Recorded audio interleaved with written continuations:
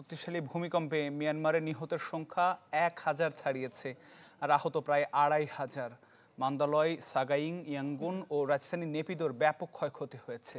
বিপদে পড়ে মিয়ানমারের জান্তা সরকার আন্তর্জাতিক সহায়তা চেয়েছে। আশঙ্কা আছে নিহত 10,000 ছাড়াতে পারে। ধ্বংসস্তূপের নগরী মিয়ানমারের সাগাইং। ধসে পড়া ভবনের নিচ থেকে বেরিয়ে আসছে শত শত মরদেহ। পরিস্থিতি এতটাই ভয়াবহ যে আশঙ্কা আছে মৃতের সংখ্যা 10,000 ছাড়িয়ে যাওয়ার।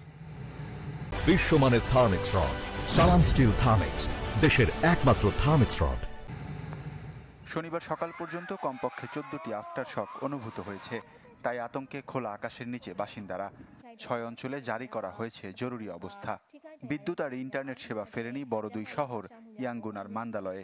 এতে স্বজনরা বেঁচে আছে কিনা সে হদিশ পাওয়াও হয়েছে কঠিন। জীবনে প্রথমবার এমন কম্পন অনুভব করলাম।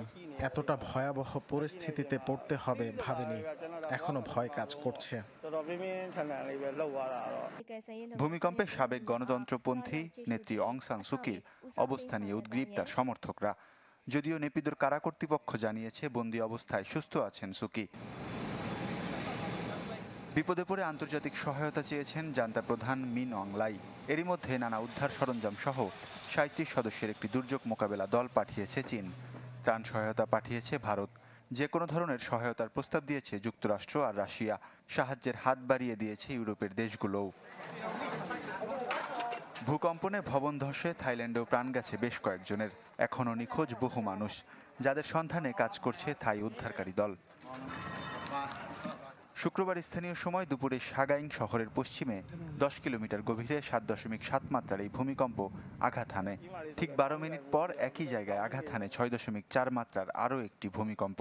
যে কম্পন অনুভূত হয় বাংলাদেশ, ভারত, চীন, থাইল্যান্ড আর ভিয়েতনামেও। ওয়ালিউল্লাহ ফারুক, চ্যানেল 24।